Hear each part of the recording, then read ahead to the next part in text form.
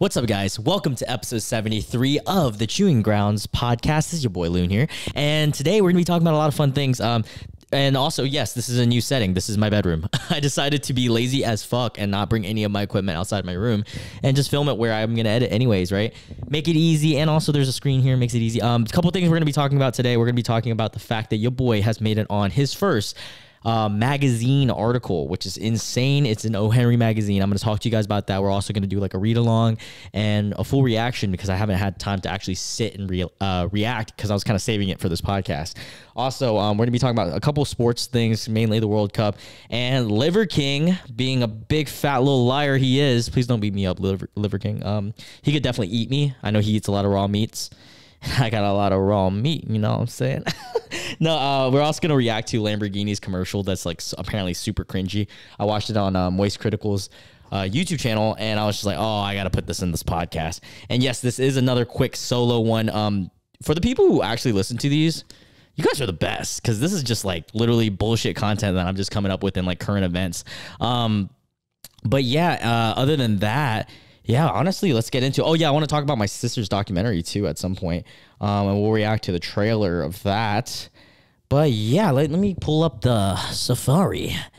The Safari, and we will figure out. I was looking at funny cat pictures, so I was going to put one in my background, but I decided to do my cat.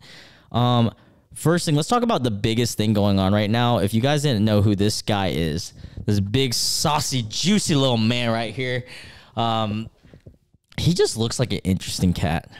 First off, so this is the Liver King. I'm sure you guys have heard of him by now.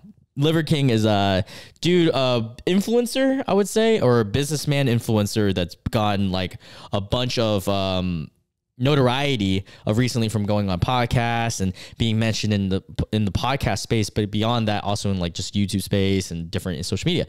He is a guy that preaches his pillars of what is it? The 8 pillars. I don't want to like pillars. Is it the 8 pillars?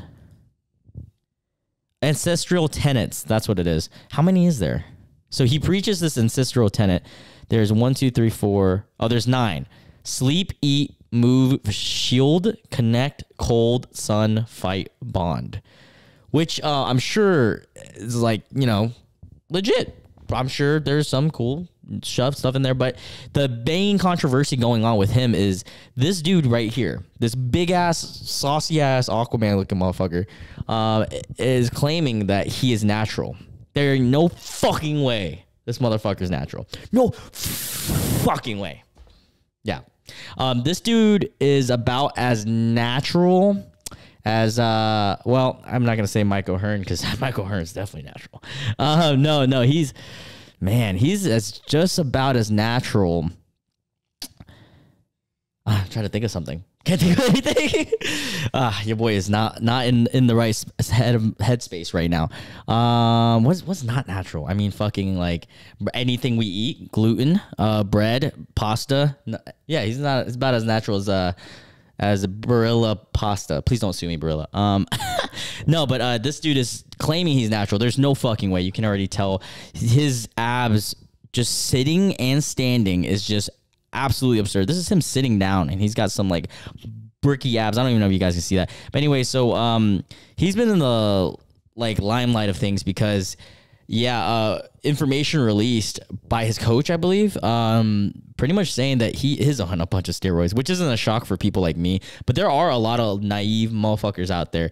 There's still people that believe Dwayne "The Rock" Johnson is natural. Dwayne "The Rock" Johnson. Dude is like 56, peaked out of his mind. But yeah, we're going to react to this little confession that he released 4 days ago because I haven't actually seen this yet. So here we are. Liver King. Primals, I'm making this video to apologize. Because I fucked up. Because I'm embarrassed and ashamed. Because I lied. And I misled a lot of people. I don't know if this is normally how he talks.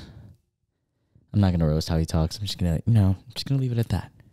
I've stated that this is a complicated as fuck topic, at least to me it is, because before social media, I was rich and anonymous, and after social media, I'm still rich, but no longer anonymous. And That was kind of a weird flex. He was like, before social media, I was rich as fuck. After social media, I'm still rich as fuck. It's like me saying, yeah, before the podcast, I was really handsome, but people didn't know I could talk like this. Now, after the podcast, I'm still really fucking handsome, but now people know I can talk. Interesting way to start an apology. And I never expected this kind of exposure in the public eye. It's been tricky as fuck. He gives me almost like a Lord of the Rings vibe. Like I feel like he would be a great character, like a great casting for Lord of the Rings. Just like make him a dwarf, like those dwarf dudes. Just like minimize him through CGI. He'd be a really funny dwarf. Well, or a good one. Clearly, I did it wrong. And I'm here now to set the record straight.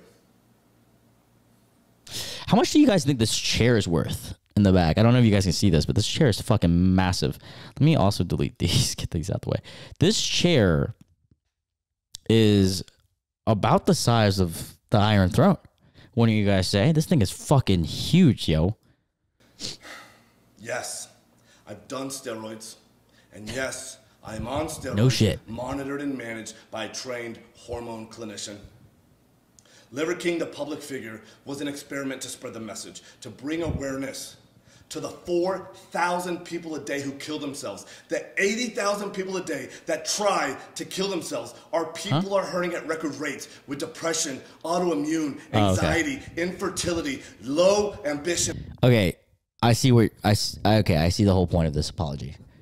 Well, I see what he did there. He was talking about how his pillars of life, or like the lifestyle of being fit, all that stuff, like can help with depression, blah, blah, blah, all that stuff that he just listed.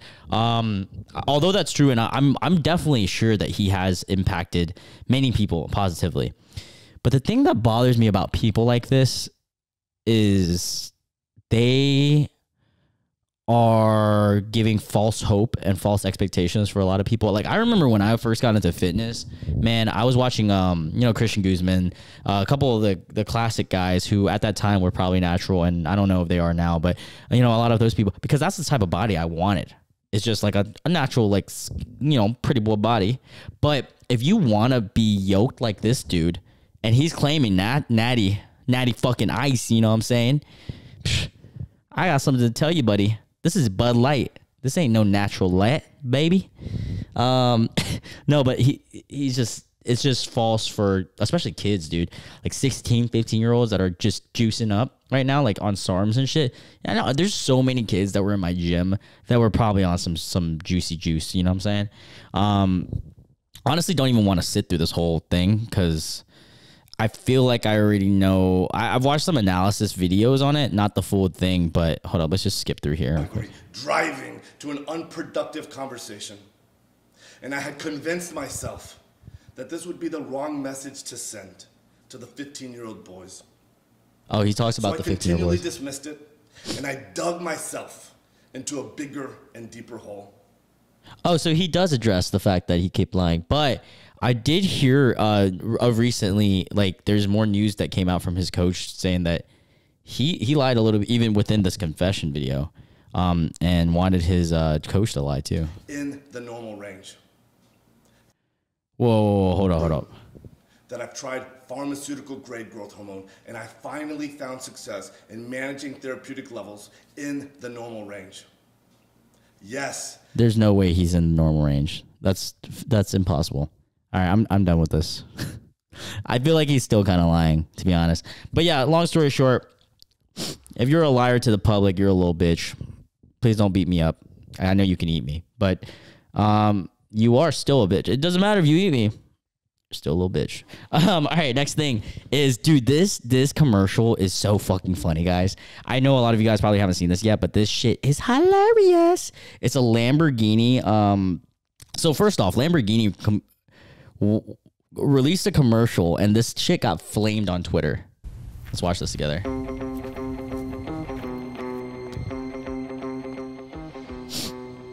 Lol. This one's for you. Bro, this dude's voice. This one's for you. What? This one's for you.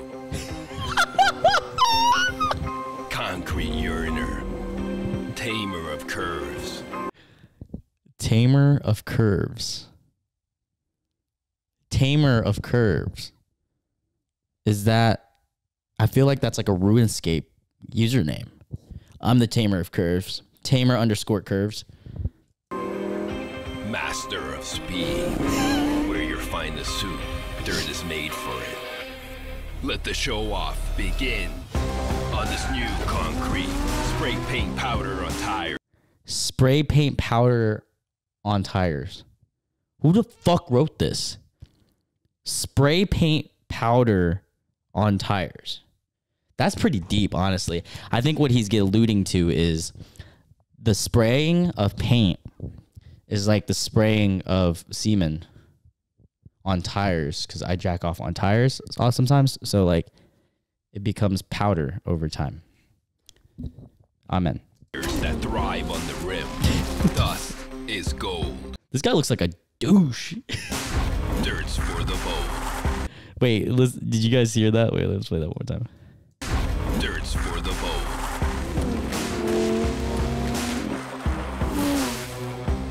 Block out the sun. Wait, I didn't play it.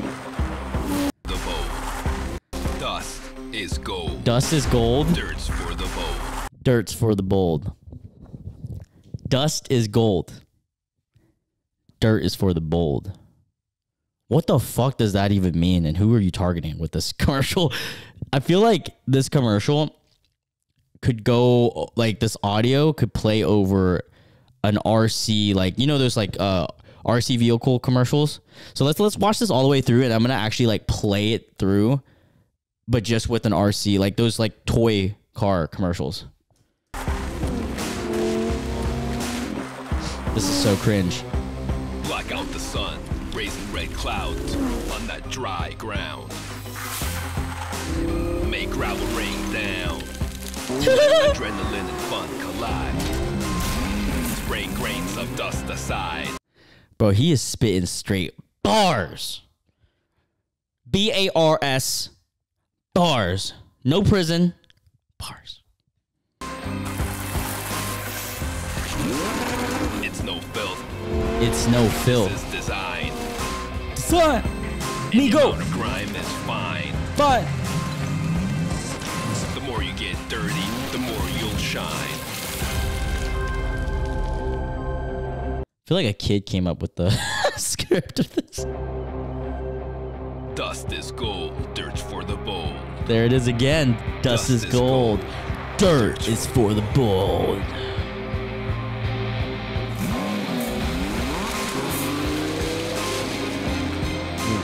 This made me never want to buy a Lamborghini. I don't understand the logistics.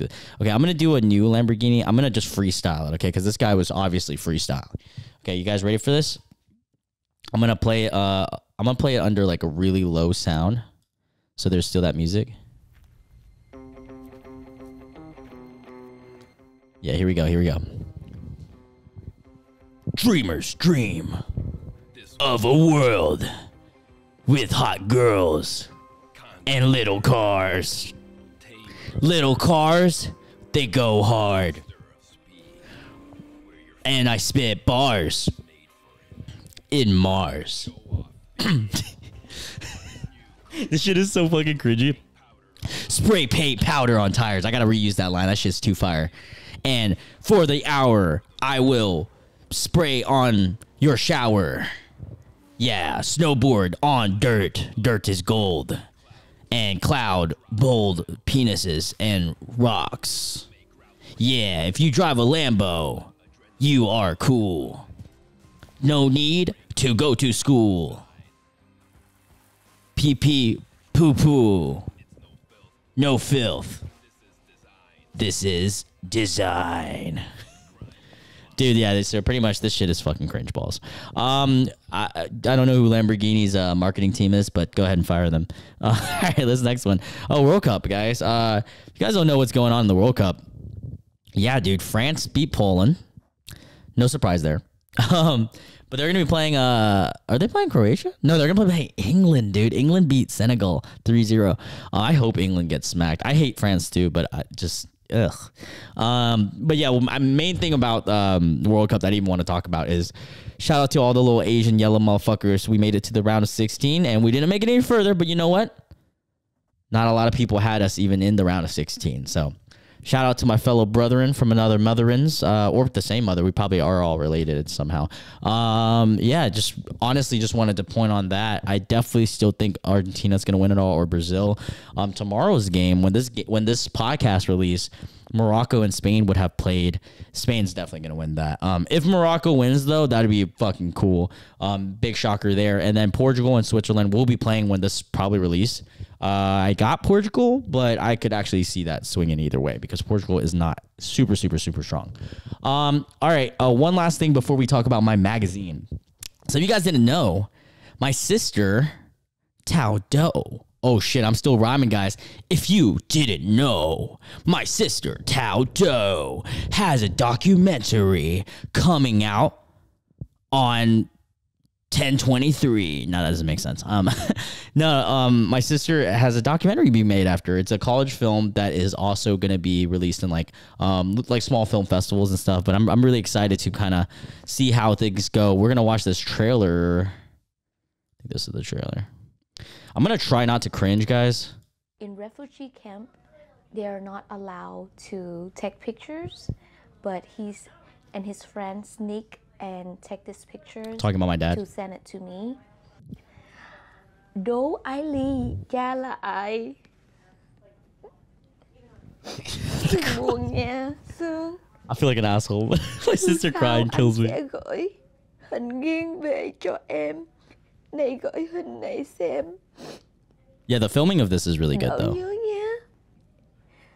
Tháng 1, mùng 9. Năm 90. Don't be sad. Next time I send a picture of you. My name is Tao Do, and I'm from Vietnam.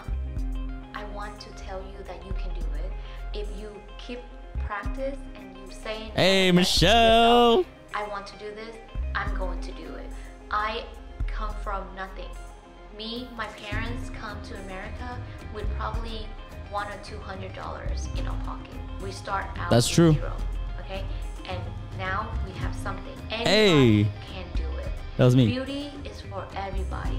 Everybody wants to be beautiful. All beauty. Nina, shout out to the manager. Yeah, I'm excited. I was making fun of her for crying because whenever I see my sister cry, it's just a little bit cringe. But like, obviously, it was sweet. What she was talking about there is my dad sending a picture to her when she was really young because my dad went to a refugee camp. I don't know if you guys know the whole story, but it's one of my tattoos is after that. My dad has an insane story, and I'm actually excited for this documentary because it's going to be talking about that. And yeah, this is really cool. The shots were really well made. I'm excited. I don't know when it's going to release, but I believe it's going to be within 2-3 weeks. So I will, if you guys follow me on social media, I'm sure I'm going to be posting all my stories. So thank you to whoever has been following that story and also my story because we're kind of connected there. I don't know why I said thank you, but I also wanted to say congrats. That's what I wanted to say. Congrats, Tao, to doing this. This is a big project and this is awesome. Now, with that being said, the last thing we're going to do with this podcast, this is going to be a quick one. Not my best podcast, not my worst podcast. Honestly, it's like a filler episode. It's another filler episode, guys. I have some other things planned, but it's kind of tough right now because going to schools to do it, it's just a little too too cold right now. You know what I'm saying? But yeah, let's talk about this O. Henry magazine. If you guys didn't know, yo boy, made it in O. Henry magazine. And if you guys don't know what O. Henry is not only a hotel, but also a magazine that has been in Greensboro. It's a very notorious one in this area. And I would argue that it's probably Greensboro's biggest magazine. But yeah, you can get it at Harris Teeter's, maybe a few other grocery stores, but I know I got this one at Harris Teeter right at the cart section. And I am in December's issue. We're gonna actually do a little read along. I am on page, oh wow, look at that, I flipped right to it, guys. I'm on page 69. Let's fucking go. I don't know who planned that, but shout out to you guys. No, but what a great number to be on. But yeah, so this is my little picture here, and it is talking about the podcast mainly, and then also my life and my family's life. We're gonna read this, and this will be the end of the podcast.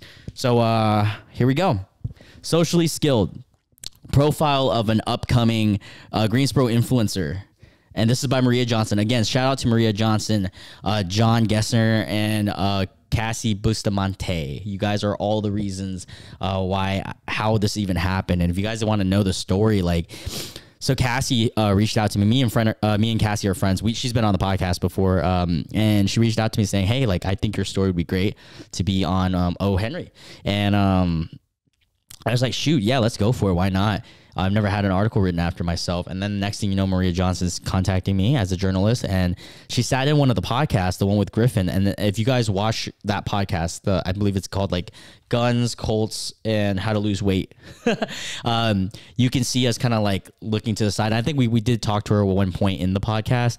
That whole thing was pretty crazy, having an audience. But also, I couldn't have imagined a better podcast for her to sit in on, because it was such a comfortable podcast. So she was able to hear so much of the story and everything like that. But yeah, she wrote a great article, guys. I'm just gonna read this through for a little bit, and we'll react here and there as they prep for the podcast called The Chewing Grounds. And I'm gonna skip through parts just because it is a really long article, and I do recommend you guys check this out. If you guys want the digital copy, it's gonna be in the link in the description down below. As they prep for the podcast called The Chewing Grounds, host Loon K. Doe, just call him Loon. It is Loon, and his guest Griffin Glover are hanging out in the show's green room, which is actually the living room of Loon's brand new 3-bedroom, 2-bath. Still smells like paint home in Southwest Greensboro. Yo, that's fire writing right there. The guys are pumped, and literally having just returned from the upper body workout at the gym where Griffin, Loon's friend since first grade, used to work as a trainer. Big facts on God, no cap. The chat turns into social media and how many followers Loon has across all platforms. Blah blah blah. It's me and Griffin's conversation about social media, and she also alludes to how much I make off of social media, which I do like that she put that in there, because I don't want to give anyone a false sense of like how much I'm making from social media. I do make money, guys. It's not like fucking crazy. I still have like an actual job, but you know, it's not like dirt money either. Like I make about, it says in here an average of about $200 a month. That's strictly off of Instagram and YouTube. And then whenever I get a deal, that's on top of the $200 a month. That's like 200 is like almost like a guaranteed that I always get. But then if I get a deal, that's another 150, 350, 600. Biggest deal I ever got, which she actually talks about in here from Crest, was 1,500. I don't even know I'm allowed to say that, but there you go. But yeah, so I've had a fair amount of deals and stuff like that. So I'm gonna skip to a little bit down here. I love this part that she wrote right here. To start recording, Loon hits a button on his digital mixing board in front of him, pops an energy drink next to the phone, next to the microphone. Fizz. Pours the contents into an unscripted frolic. Dude, that part was funny because Griffin had brought a energy drink he wanted me to try, which was really funny that she left that in there. I'm going to skip the part of the podcast a little bit because I do want to talk about this part. Online life comes naturally to Loon, who spells his name like the bird because it's the correct pronunciation of his given name, Loon, or Luan, which most Americans butcher along with his last name, Doe. Pronounced Doe. Born in 1997, at the dawn of Gen Z, Loon remembers seeing his family's first computer in the early 2000s. He was 5 or 6 years old. The machine was an outdated desktop, probably bought at a discount, which it probably definitely was. With a monitor that reminded Loon of a homogeneous human head. Humongous. I can't fucking read, guys. Humongous human head. The keyboard was rinky-dinky, he says. We'll go to a museum where we'll talk about technology, and I'll be like, yeah, that was in my house. That's really true. If you guys are a millennial and then maybe like early Gen Z, you guys might remember computers back then was like fucking bricks, dude. Like giant, just white or like fucking just huge computer head. Like I don't even know how to describe it. But I love this next part that she put. He played video games such as Galaga and watched turn of the century movies, including Shrek and Rush Hour, on pirated CD-ROM discs provided by a family friend. Dude, we were so fucking broke back then that we didn't have a DVD player or anything, but we had that computer. And so we would watch pirated CD movies of movies that did come out. Like, I remember it was like Rush Hour 2, Shrek. We had White Chicks. Oh my God, we watched that so many times. Shout out Michelle. And then she talks about like my parents, you know, giving me the Nokia at age 10, first phone, and then playing Xbox games. And then they talked about how I used to make YouTube videos that was FIFA videos. That was actually the first YouTube videos I ever made at age 12. I remember that. I was like 12 and 13. Yep. I had no knowledge of soccer. It's funny. With his father working as a licensed plumber and his mom working, or his mother working in a factory that made car parts, Loon says that he and his older sister Tao were spoiled with an asterisk. They got us as many material things as a parent could afford on a limited budget. They also got spanked and grounded if they brought home disappointing grades. That's kind of her putting it in a nice way, but we got Asian spanked, which is way worse than American spanked. Okay, guys. Asian spoiled is not like American spoiled, Loon says. I got to struggle, but I didn't get to struggle like my parents. Yeah, that's big facts. Honestly, after seeing the shit that my parents went through, I'm like, yo, ain't none of my struggle ain't that bad, bro. I'm talking about if I'm constipated, I can't take a shit in the toilet, that ain't nothing compared to what my dad went through. But yeah, she then talks about how my dad went through the refugee camp. That's like Hella Island. Yeah, that part, you know, my dad was reading this. My mom and dad were reading this in the Vietnamese translation. I gave him a translation through Google Chrome. Shout out to Google Chrome for that. And my dad almost cried during this part. Made me almost cry. But I was trying to put it together. But yeah, so this next part's just him being in the refugee camp, which I've talked about many times, and then me going to college, joining a fraternity, LOL. I was trying really to be a American white kid, he says. I found myself later, which is really accurate. I don't think I found myself until after college, truthfully. After selling insurance for summer, after becoming a personal trainer, after figuring out that he wanted to work for himself. I don't like working for someone who's working for someone who's working for someone, he says. I remember saying that to her. Everyone is always only looking out for themselves. They're like, oh, you need to do better so I can look good. His role model for self-employment, he says, was his sister, Tao, who's 10 years older, and he describes as a superstar, a beast, and a juggernaut. Very accurate. Especially on her period. A graduate of UNCG, she owns 2 nail salons, a waxing studio, and a beauty school. She hired her little brother to help manage the businesses about the time he rediscovered the magic of YouTube. As both a consumer and a producer, I learned everything I know from YouTube, he says flatly. I don't read. That is like 100%. You guys can tell I don't read. I'm struggling fucking reading this out loud. I'm fucking like stupid. But yeah, she then talks a lot about my trips and starting into food tours and things like that. And then getting into the podcast and doing vlogs and yeah, man. And then she talks about me being on the TV show. She really, dude, you know, the greatest thing about this article, and I won't read too much of it anymore, but the one thing I did want to say is, Maria, you did a great job writing, because thinking about what she could have put in there out of all the things, because we had she sat in on a podcast that was an 1.5 hour podcast probably, and she also talked to me after it for another like half hour, and then she had a phone call with me that probably at 2-3 hours asking a bunch of questions. And I'm just thinking about, like, I mentioned so many things and so many minor details, but she really put together the best things you could put together about my life. And I remember I sent her a text. I was just like, you couldn't have done better. That was amazing writing. And she said, she said something really sweet. She was like, well, your story was easy to write because it was really entertaining and stuff like that. But yeah, I don't know. There's a lot of things about life, and my life in particular, and even other people's life. Like, I feel really blessed in my life to have you guys. Today we talked about fucking Liver King, like, for like 10 minutes, and I'm just enjoying talking. Like, I love talking, and I just love that I'm able to do this.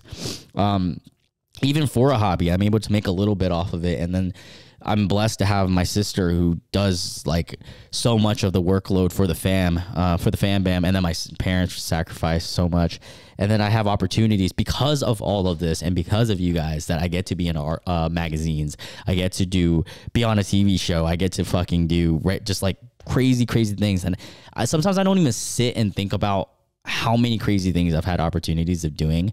And yeah, I guess this is one of those moments where I am reflecting. It's insane. I don't want to cry. I'm holding in it right now. But yeah, with that being said, guys, thank you so much if you guys listen to this podcast. Again, this is another filler episode, so apologies that it's a solo one. I do have some podcasts planned. It's kind of tough just because of scheduling with specific people, and also it's cold season, so it's harder to do outdoor podcasts. But at worst case, we're going to do a bunch of solo ones until it's busy season again with school, and then I'm going to do a bunch of public podcasts. I'm probably going to do a public podcast tour where I just knock out a bunch in like a week, and then I'll just start uploading them like bang, bang, bang, bang, bang. But yeah, with that being said, guys, thank you so much if you guys listen in. Make sure you guys check out the digital copy of the O. Henry magazine. The link will be in the description box down below with your boy's article in it. I will also stay tuned to my Instagram if you guys want to see anything with the older sister documentary or pertaining to my sister. Yeah, fuck Liver King for lying. Yeah, love you guys. I'll catch you guys next time. And remember, dust is gold. Wait, no. What is it? Something is gold. Dust is for the bold. All right, bye, guys.